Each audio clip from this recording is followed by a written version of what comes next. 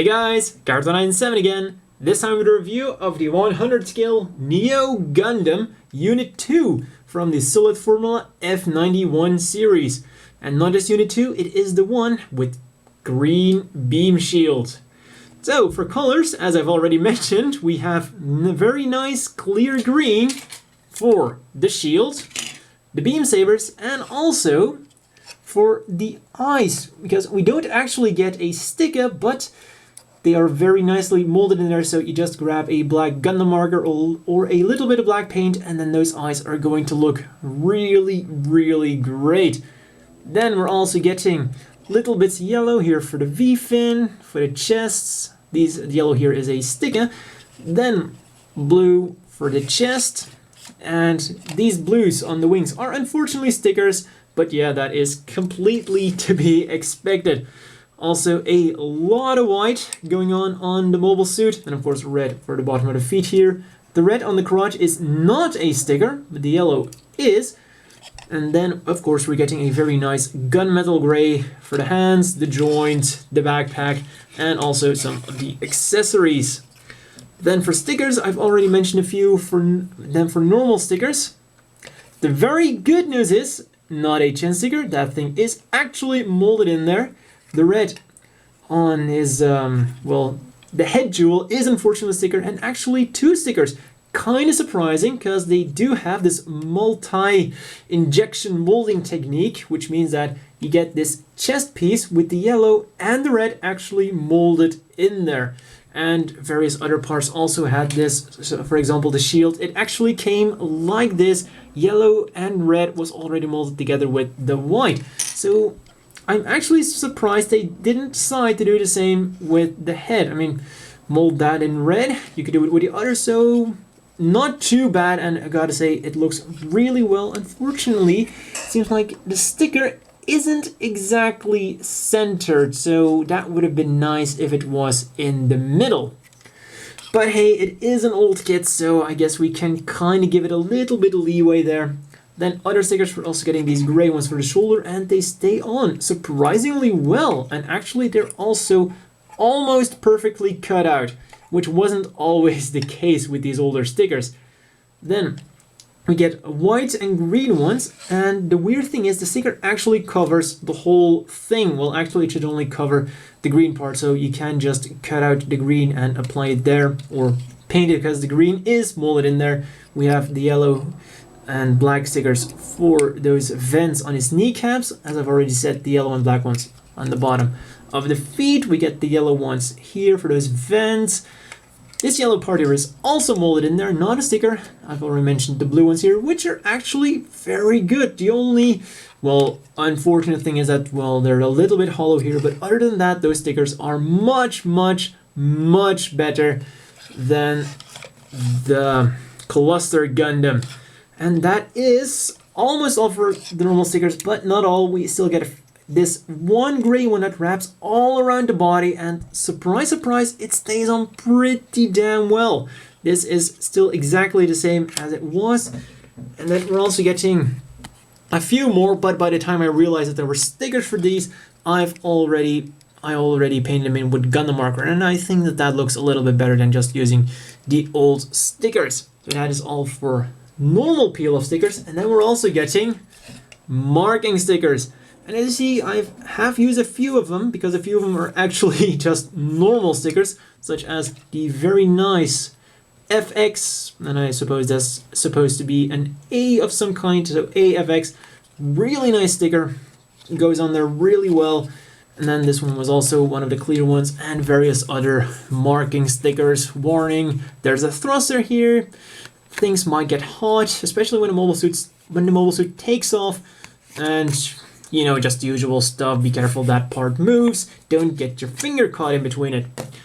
So overall, very, very good already. And then going on to articulation, the head goes up, down, turns around all the way. It is on a peg, so it's not going to wobble around or anything.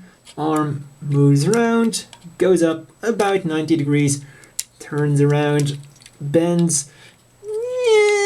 Could have been better. That is what, 45 degrees? Hands are on ball joints, but are quite tight. There we go, they are the usual 90s hands. Thumb doesn't move, lower three fingers molded together, upper finger molded separately, and they are on hinges. Be careful with those because they do tend to, well, go loose after a while. Then the waist turns around all the way, and as you see, it kind of goes backwards and forwards, but well,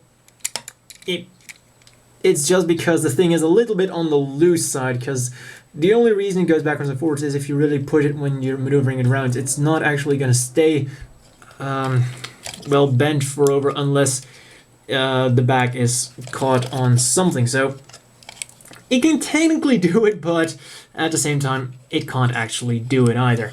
Then front skirts molded separately. Legs go up about that far, legs go back about that far, then out quite nicely. We'll also rotate around a little bit. They are of course on ball joints, bend at two joints at the knee for an abysmal 90 degrees. If we're gonna have two joints, why not make them count? Especially the top joint just seems like bad engineering, because you have a thick piece on top, and why not just have the thick piece go in there? No, they had to make it so that the thick piece actually collides with the white part. They could have easily made that bend a lot better, because look at those legs, how slim they are. There's nothing in the way, nothing would have stopped them from making it a full 180.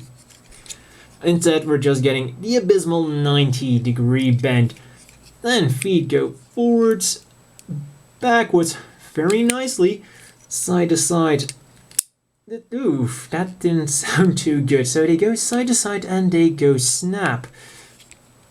Don't think I broke anything. And snap back on it. Snap, snap. Yep, that'll do. Also some really nice detail here. That's not something we can always expect from these older kits, especially not these ones. Actually, some of the monster grades didn't even have detail like that, so gotta give credits there. So overall, the articulation is a little bit lackluster. And I think that it's reasonable to assume that they kind of dropped the ball on the articulation because they knew that this kit was gonna sell because of the accessories. So let's start by having a look at them immediately. I've already pointed this thing out, the shields. It's very nice, clear green, has a shield generator. Hole on here, peg on that arm, not on this arm. And clips on very well, and so far stays on pretty well. My one problem with this is there isn't a polycap in there. Why? I have no idea. I guess they just ran out of polycaps and decided, well, we're not gonna make a runner specific for this. So yeah, I'm afraid that if you're gonna swap out the shield a lot of times, that might run out quite quickly, because you know, plastic rubbing against plastic does tend to get loose after a while.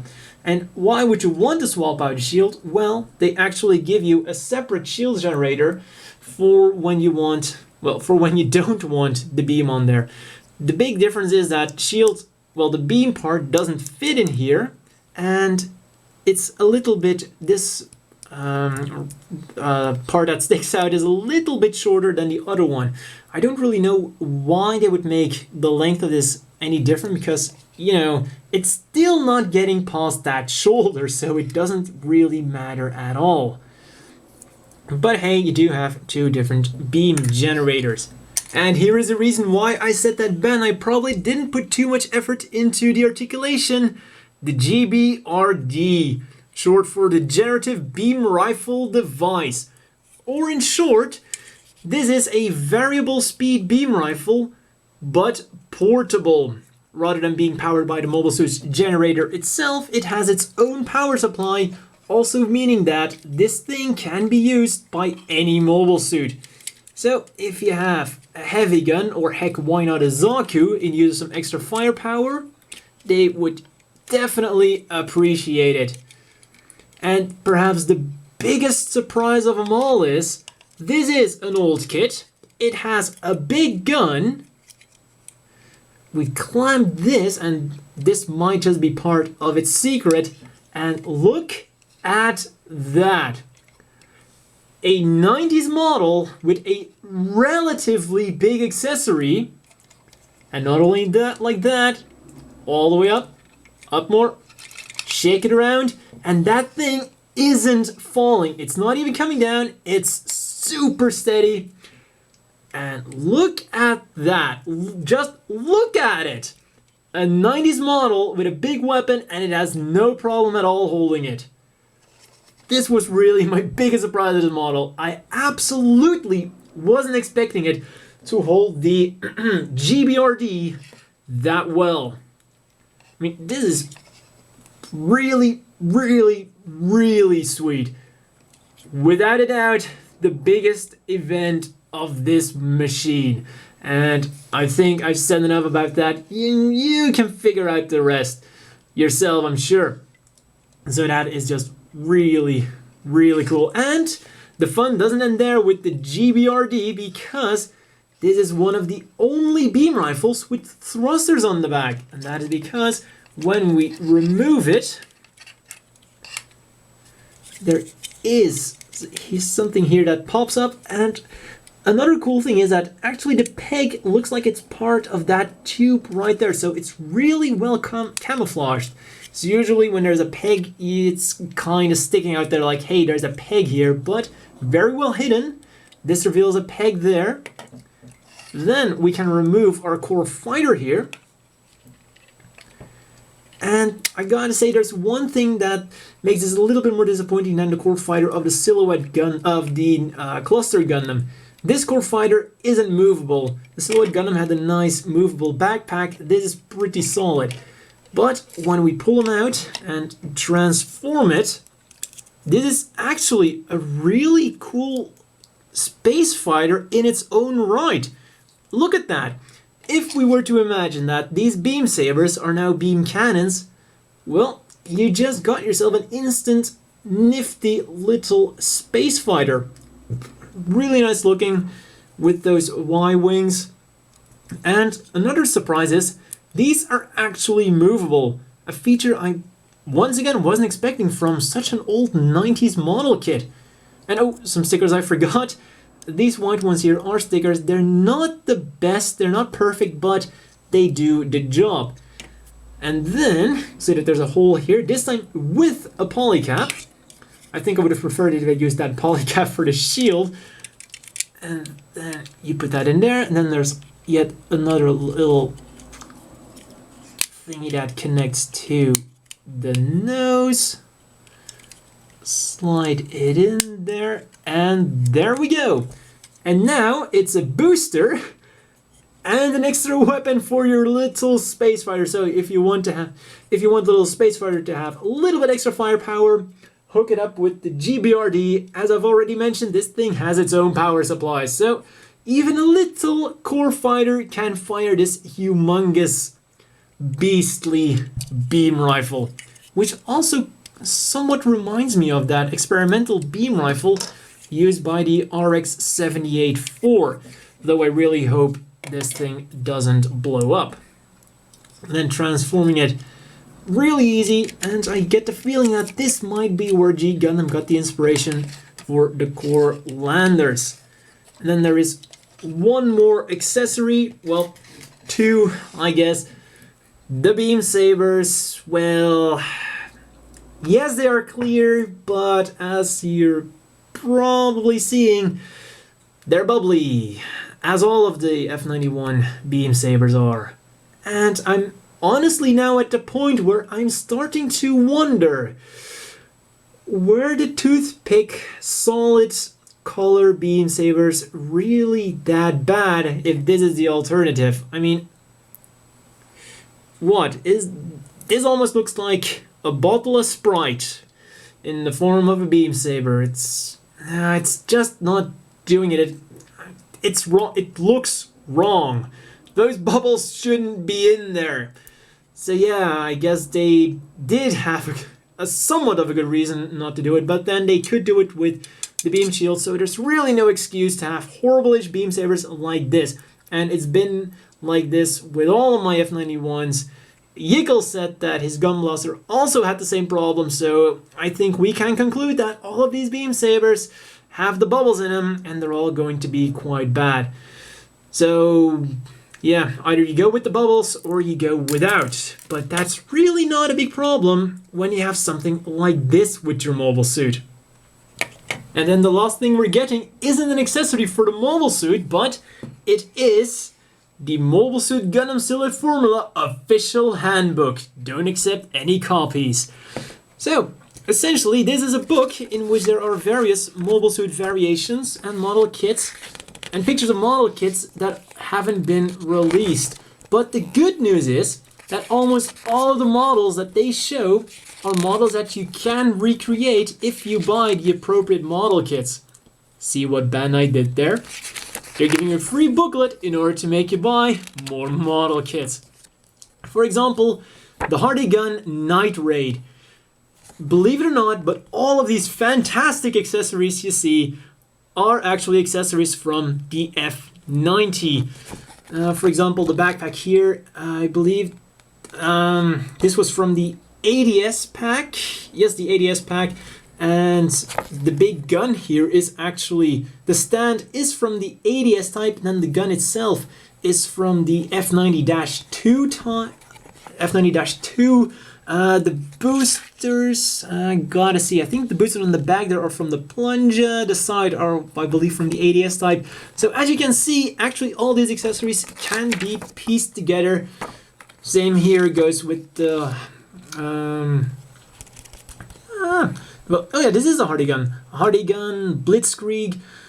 Well, I guess this one does require a little bit more modification with those things on the back going, but those are probably things that you can salvage. So I gotta commend them. They're actually giving you things that you can recreate. And when you think about the time, this was the time before the internet was the norm. I believe that the internet was around in the early 90s, but in a very, very primitive form. So if you wanted to know more about MSVs, something like this was a godsend.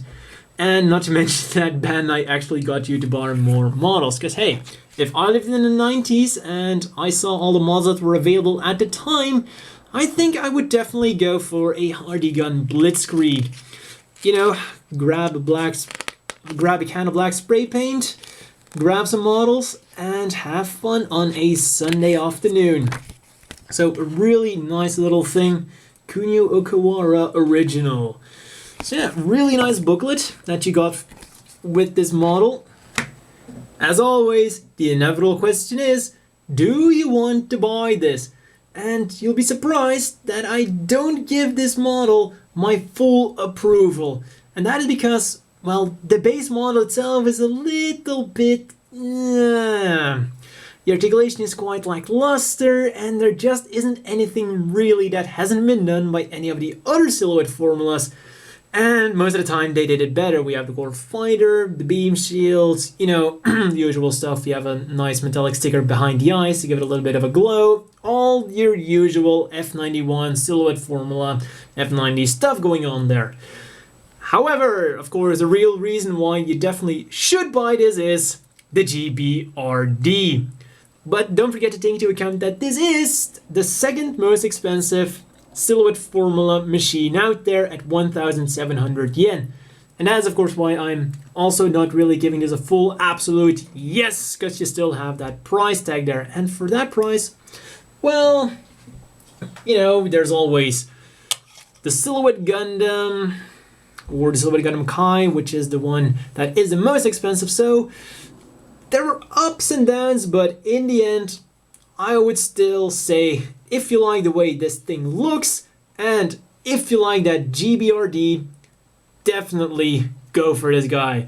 And, well, with the F90 and F91 kit, this is also going to stand out a little bit because, well, they all have their VSBRs on the back, but none of them really has a giant beam rifle. And on top of that, it can actually be used by the other mobile suits because you have the clamp. So even if the hands are a little bit on the weak side, the clamp does help. And the arm kinda locks in between this booster pack, so it's a very nice thing to use with other mobile suits too.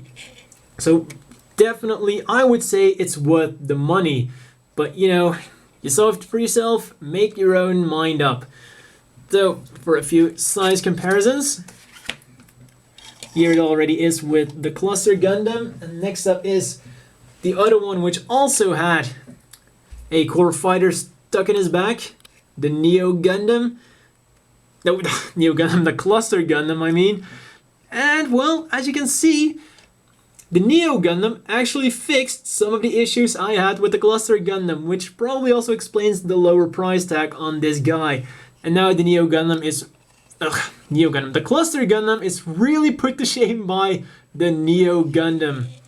So, absolutely, the Cluster Gundam, don't get it before you get the Neo Gundam. Everything about the Neo Gundam is better. Which is why it's very appropriately named the Neo Gundam. Then a few other comparisons. Here is the Hardy-Gun, which has a much more interesting base model than the Neo Gundam, also for a much lower price. So hey, the Hardy-Gun is still probably one of the best buys of the entire series.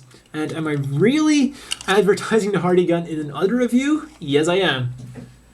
Then here is the F91 showing us that, well, model kit development is going pretty damn fast. And finally, always gotta remind everyone that the F91 models and F90s are pretty small machines. Here he is next to the Zaku 3 1/144th scale. And as you can see, when we take the antennas into account, the Zaku 3 is actually bigger. Head height, of course, is a little bit smaller, but with the antennas, Zaku 3 is still the big guy. And here is next to a 1/100th scale Jim standard size mobile suit, and you can see that it is significantly smaller. Well, that's all for this review, and see you guys next time.